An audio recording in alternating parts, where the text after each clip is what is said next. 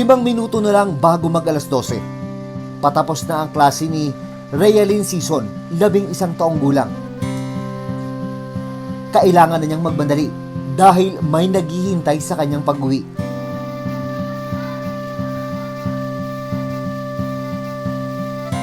Sa labas ng kanilang bahay, naghihintay na ang kuya ni Realyn na si Ipiw.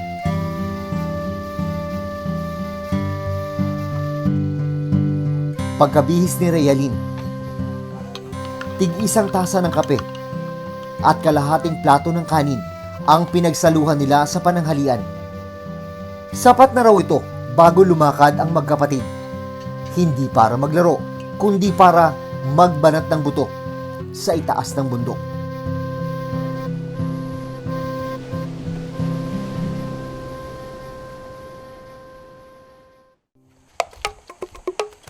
Sinamahan ko ang mag-ama paakyat ng bundok.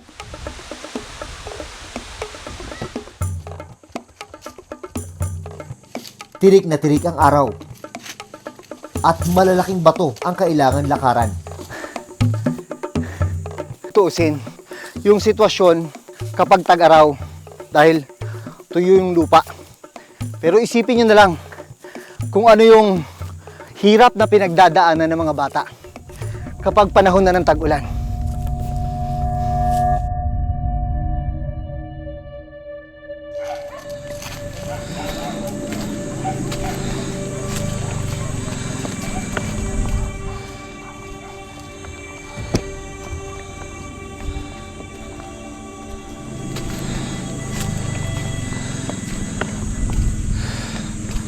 Tumitigil-tigil sina Ipiw sa gitna ng kabundukan para magpahinga.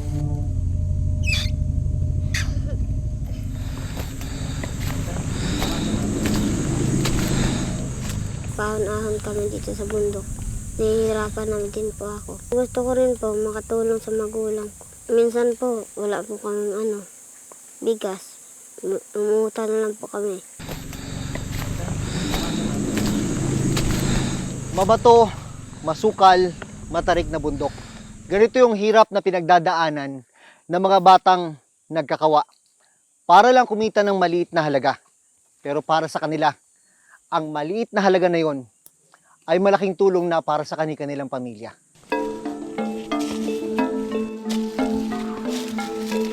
Pagdating sa sagingan, kumuha na ng mga bunga ng saging ang kanilang amang si Mang Rehiyo.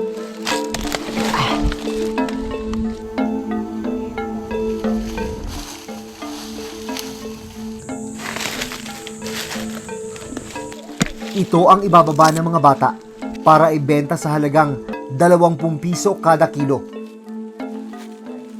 Ilang sako yan? Minsan po, 2 bilig po. 2 bilo. Ibig sabihin 2 sako? Hindi malaking sako po. Mas malaking sako pa dyan. Opo. Kailangan organisado yung yung pagkakasalansan. Opo, para po di masakit. Kadalasan ilang sakong binubuhat mo? Ipiw? Po, Ilang sako? isa lang po. Pag sa uling naman po, 2. Ilang taon ka na nga? 13 po. Pero parang maliit ka sa edad mo, no? Opo. Dahil kaya sa kakabuhat yun. Po, sa kakabuhat na po ito. Pagkakamada ng mga saging sa kani-kanilang sako, nagkawa o binuhat na ng magkapatid ang mahigit tig 20 kilos ng kalakal sa kanilang ulo.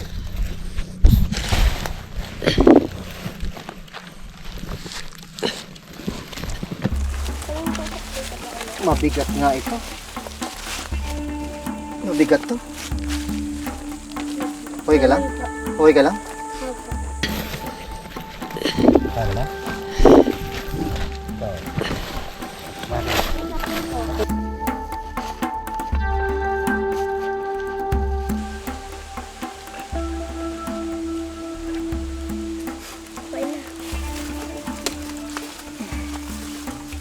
Kaya? Okay lang? Hindi masakit sa leg? Okay lang to? Okay lang? Naya? Opo. Sige.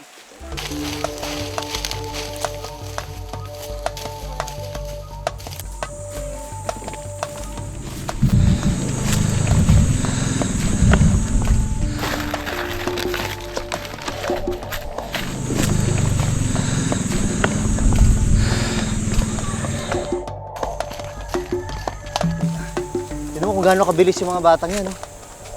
May karga pa yan, ha? At yung karga nila, halos kasing timbang na rin nila. Ano yung gusto mong isipin lagi na para labanan yung pagod? Sana makarating na ako kasi nakakapagod po kasi. Masakit sa leeg tapos sa likod.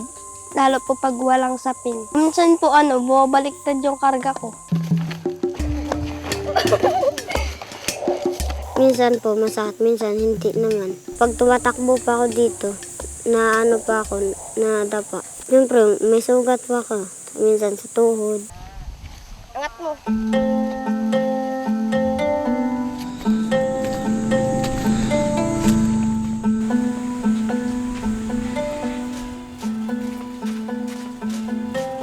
Pagdating sa bayan, sandaling tumigil ang magkapatid para magpahinga. Kadalasan mga ilang hinto kayo, ilang pahinga?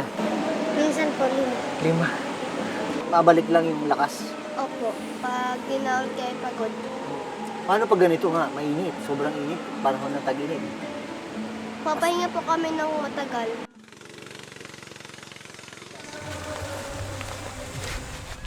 Muling sumabak ang magkapatid sa pagbubuhat.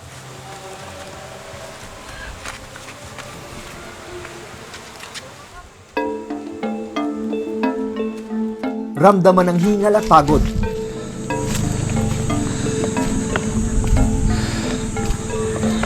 Maigat at tinawid na magkapatid ang tulay. Isang maling hakbang kasi, pwede silang mahulog sa malalim na dam.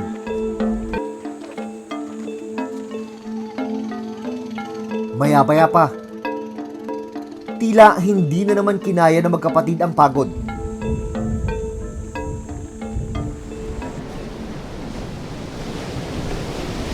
Kaya tumigil sila nang makita ang ilog para magtampisaw sa gitna ng mainit na panahon.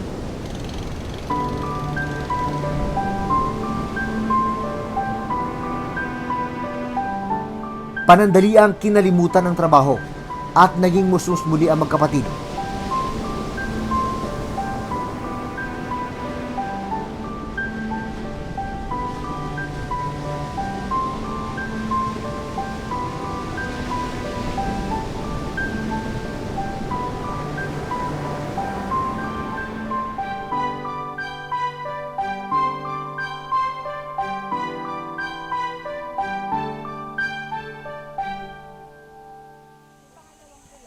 Pero maggagabi na at kailangan ng maibenta ang bagong hango nilang kalakal. Para kay Rayalin, ang pagkakawa ang kanyang paraan para makatulong sa pamilya. May mga pagkakataon daw kasi na hindi sila nakakakain ng sapat sa isang araw. Parang hirap yata matulog na buto. Naiyak po kasi po nadamay po kasi pamilya ko kasi sila rin po nagugutuman din. Pag ganun na yung nararamdaman mo, anong sinasabi mo sa mga kapatid mo? Sasabi ko po sana mag-aral sila mabuti para po makatulong sila sa pamilya namin. Napagod din po ako minsan pero di pa po ako sumusuko. Ginagawa yun para po makapagtapos ako sa pag-aaral ko. Sa 6 na magkakapatid, wala pang nakapagtatapos sa pag-aaral. Pero si Rayalin, pilit na ginagapang ang pagpapatuloy sa eskwela. Kailangan ko rin po magtrabaho. Gusto ko na umangat po kami dito sa hirap po. Si Ipiu, huminto sa pag-aaral ngayong taon. Grade 7 na sana siya ngayon. Pero dahil 2 beses siyang natigil sa pag-aaral, inabutan na siya ng nakababatang kapatid na si Rayalin sa grade 5. Kasi po tumigil pa ako nitong 2024. Para naman sa kanilang ama, nalulungkot siya sa tuwing nakikitang nagtatrabaho ang mga anak. Pero wala raw silang kakainin kung hindi tutulong sina Ipiu. Lalo na't may edad at hirap na rin daw siyang umakyat baba ng bundok habang may sakit naman sa baga ang kanyang asawa. Bilang ama, tayo pareho tayong magulang.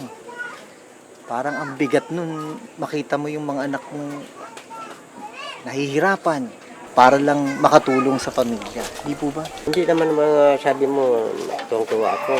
dahil nakatulong sila. Pero ang naramdaman ko, ang bigat nilang binubuhat, parang naramdam ko yan. Sobrang hirap ko dito. Kahit pagod ka magtrabaho pa rin. No, ng pamaraan, parang mayroon lang kami nga. Hindi kami sobrahan sa gutom. Sino kaya hindi malungkot? Lahat siguro maramdaman kahit sino ng mga magulang. Pero sabi niya, wala namang gawa. Gusto ko makatulong ako. Pero salamatan ko man sa kanya dahil nakatulong. Pero ang pag-aaral na, nakalimutan.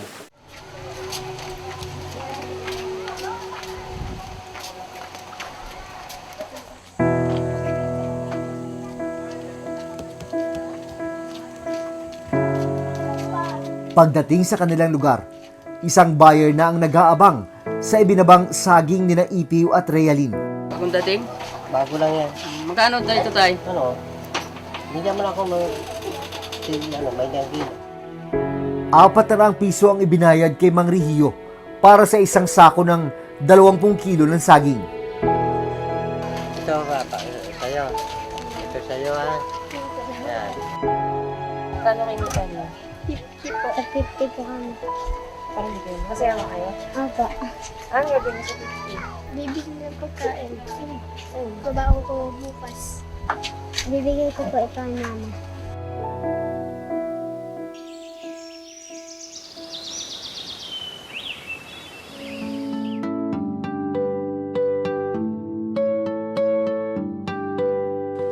Para naman malaman ang kalagayan ng kalusugan ng pamilya, agad ipinasuri si Nanay Marivic at magkapatid na Ipiw at Realin sa health center ng bayan.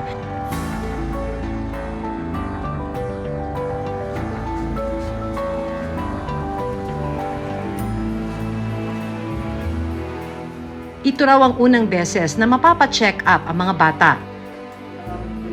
Nang matingnan ng doktor si Ipiw, napag-alaman na malnourished siya para sa kanyang edad. Kung sa assessment natin sa mga usual 13 years old na bata sa Pilipinas, na siya po ay medyo shorter in stature tsaka payat. Pwede rin naman dahil sa lack of nutrition, no? Depende sa kinakain nila doon sa wawa.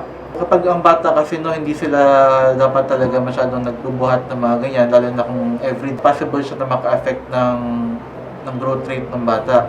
Dito na namin nalaman na may iniindang sakit sa baga ang kanyang ina. Kapag dito kasi sa malalayong areas, no, common sa atin yung tuberculosis, no? So kaya ka pinagpapa-x-ray lagi ng mga ganyang cases. Kung sakaling may findings tayo doon, may gamot naman tayo dyan, i-re-assess natin, no? Pabalik na lang ng resulta. Sa kabila ng kahirapan, si Ipiw hindi pa rin nawawalan ng pag-asa na muling makabalik sa eskwela. Electrician po, para po makatulong po ako sa kapwa ng tao.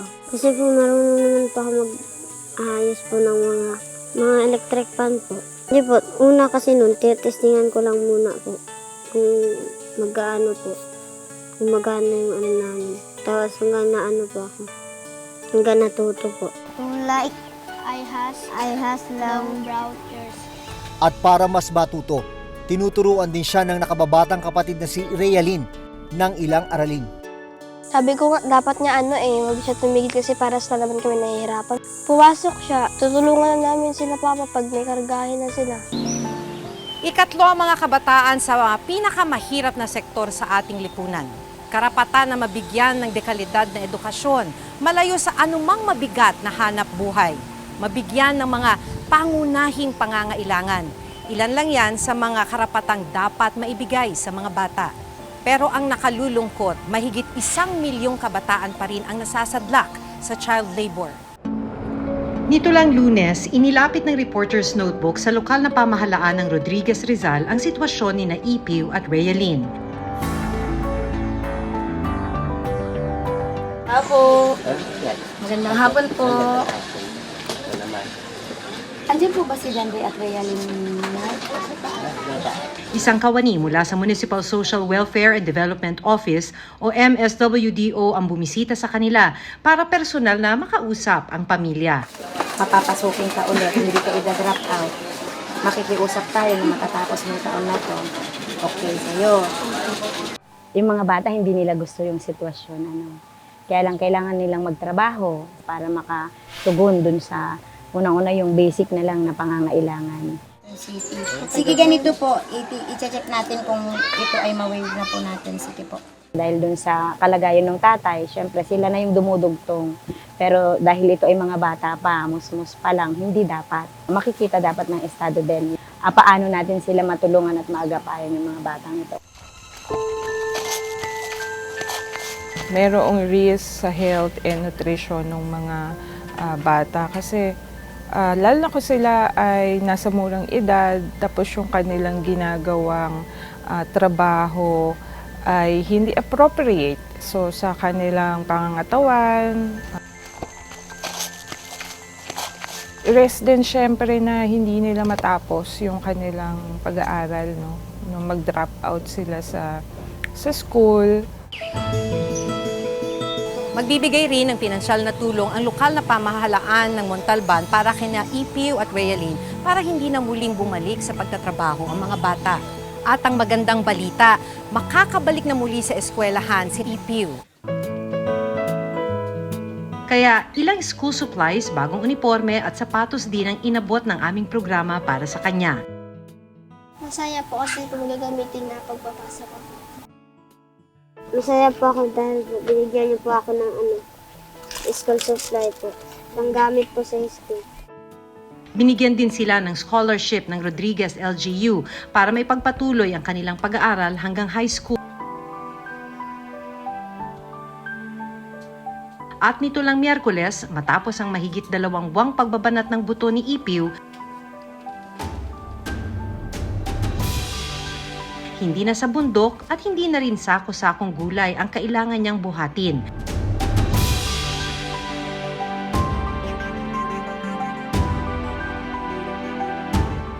Dahil sa loob ng kanyang babalikang silid-aralan, naghihintay na ang kanyang upuan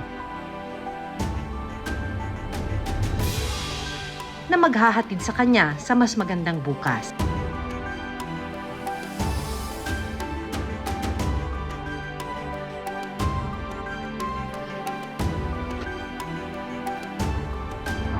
Hanggang sa susunod na Sabado, ako si Maki Pulido. Ako si Jun Veneracion at ito ang Reporter's Notebook.